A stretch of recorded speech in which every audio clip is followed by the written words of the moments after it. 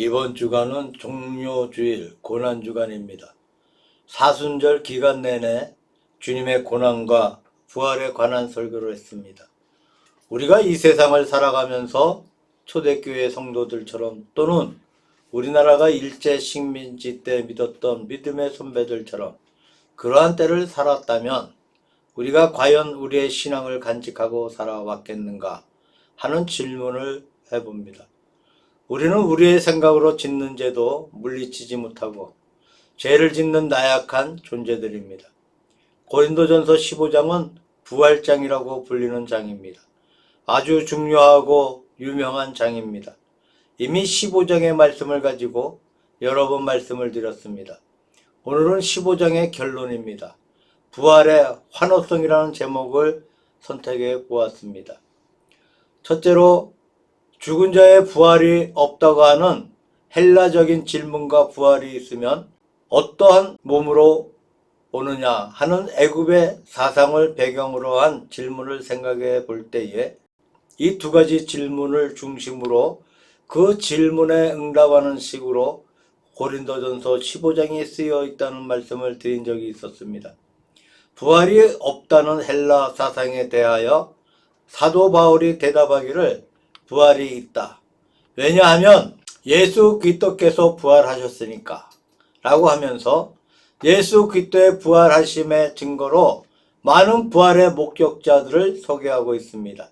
게바, 즉 베드로가 보았고 12 제자가 보았고 500여 형제가 일시에 보았고 맨 나중에 만삭되지 못하여 난 자 같은 사도 바울 자신도 보았다는 것입니다.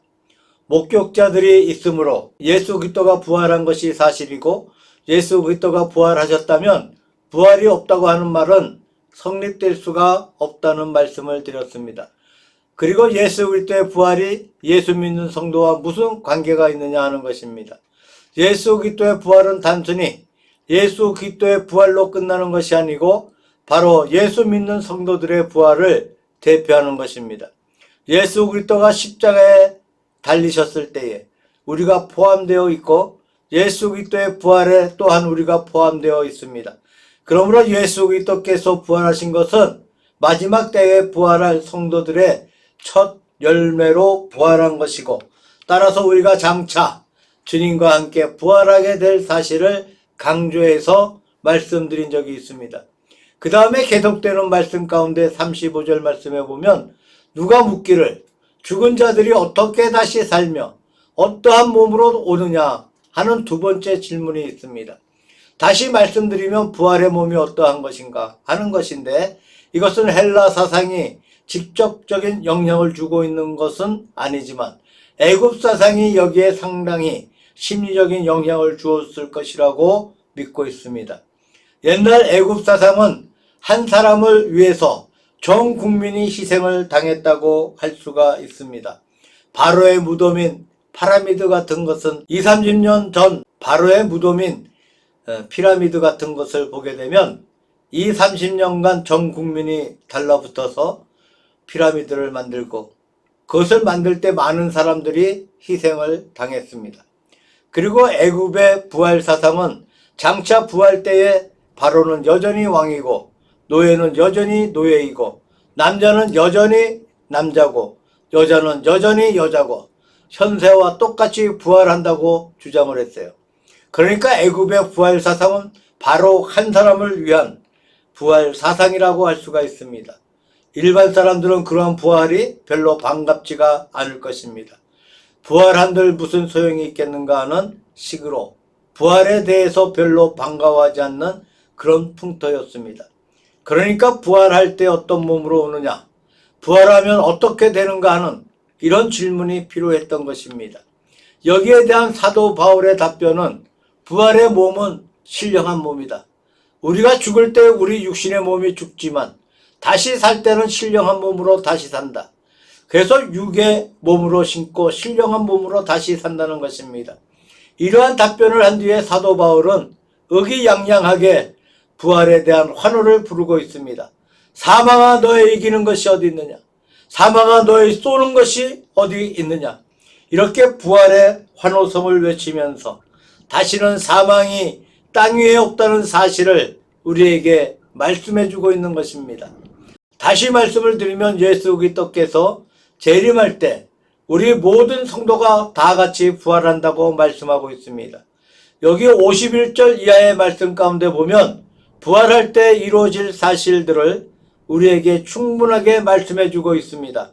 보라, 내가 너에게 비밀을 말하노니 우리가 다 잠잘 것이 아니요 마지막 나팔의 순식간에 호련히 다 변화하리니 나팔 소리가 나매 죽은 자들이 썩지 아니할 것으로 다시 살고 우리도 변화하리라. 여기에서 우리란 것은 그때까지 살아있는 자들입니다. 살아있는 사람들은 몸이 변화해서 주님을 맞이할 것이라는 말씀입니다.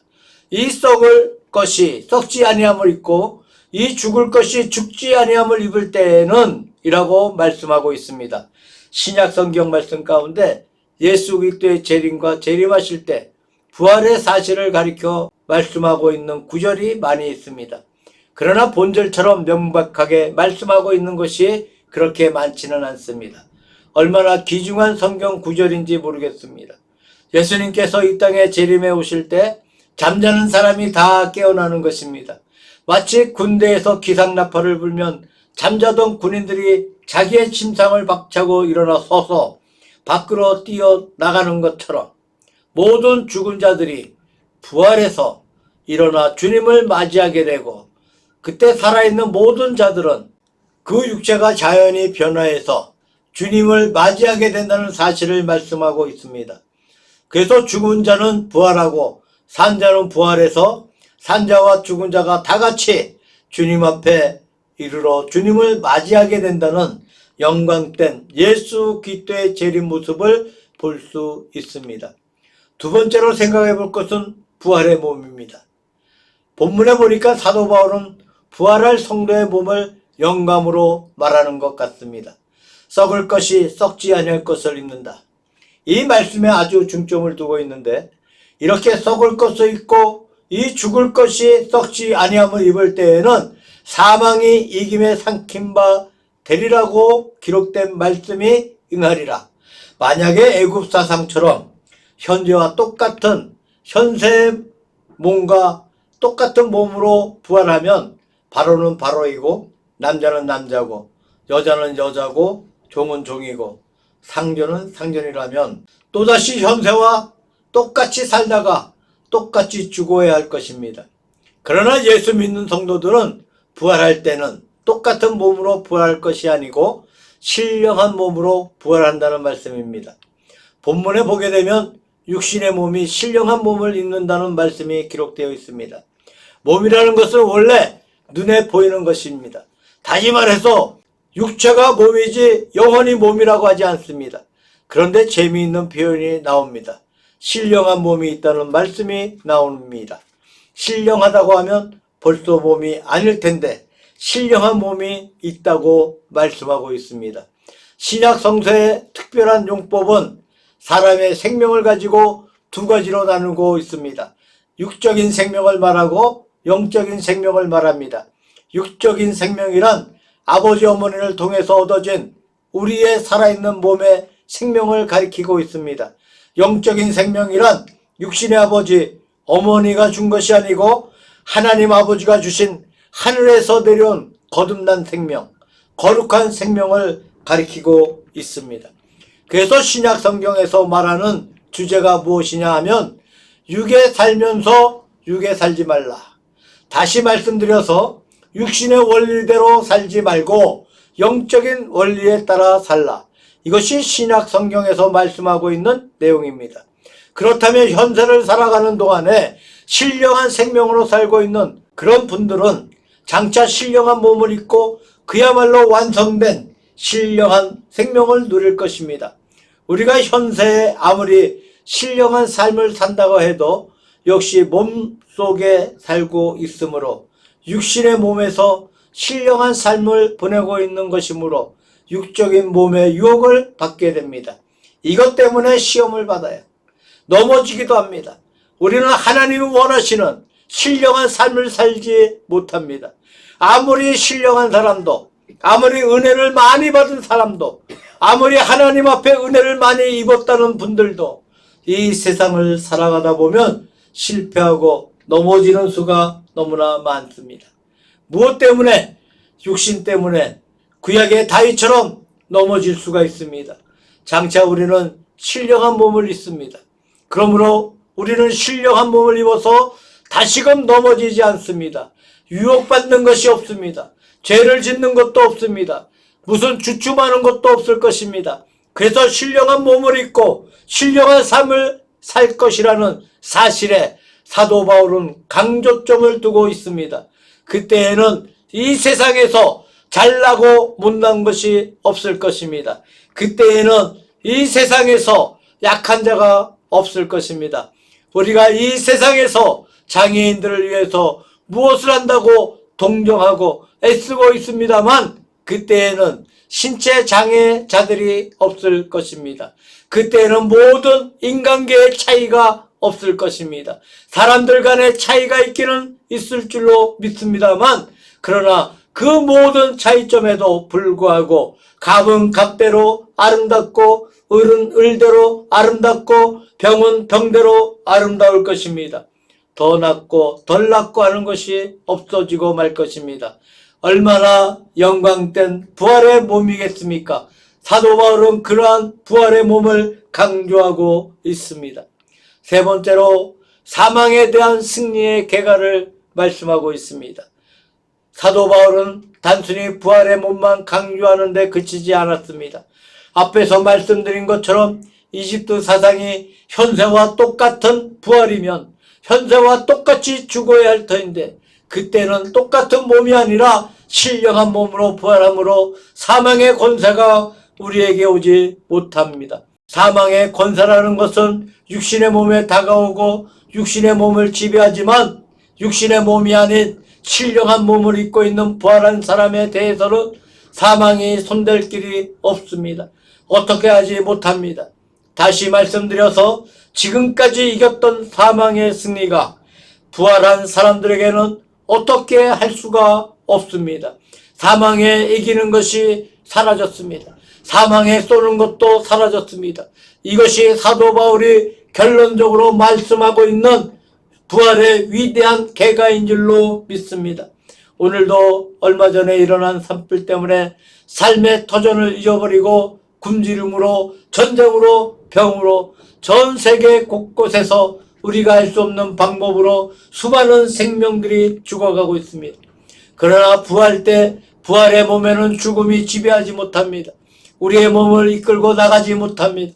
신령한 몸이므로 죽음이 손댈 것이 없습니다. 아무리 해봐도 죽지 않습니다. 거룩한 몸을 입을 것입니다. 여기서 사도 바울은 의기양양하게 환호성을 부르고 있습니다.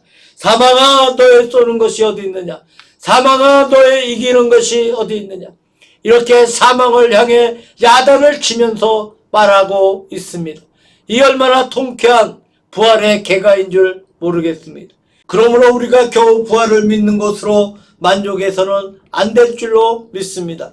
부활의 계가를 부르는 단계까지 나가야 한다고 믿습니다. 우리가 거룩한 부활의 확고한 신념을 가짐으로써 이러한 확실한 계가를 부르고 확고한 기쁨을 느끼고 확고한 신념을 체험하고 느끼는 경지에 가야만 된다고 생각합니다. 과거의 한국교회의 많은 순교자들이 무엇 때문에 순교의 길을 즐겁게 걸은 것입니까? 부활 때문이었습니다. 부활의 생명을 바라보면서 부활의 강한 승리의 환호성이 그들의 마음을 지배했기 때문에 죽음을 겁내지 아니하고 무서운 고문을 겁내지 아니하고 담대히 나아간 것입니다. 우리는 현세에 아직도 신령한 몸이 아니고 현세의 몸속에 살지만 그러나 신령한 몸의 신령한 원리에 따라 살려고 애쓰고 있습니다. 이것이 귀한 성도의 생활입니다. 이렇게 원리에 살려고 애쓸 때 신령한 원리가 장차 신령한 몸에 만나서 합해질 때에 완벽한 신령한 생활이 되는 것입니다. 이 부활의 신앙이 우리의 현실의 삶에서 승리의 생활로 계가를 부르는 생활로 우리를 축복해 주실 줄로 굳게 믿습니다.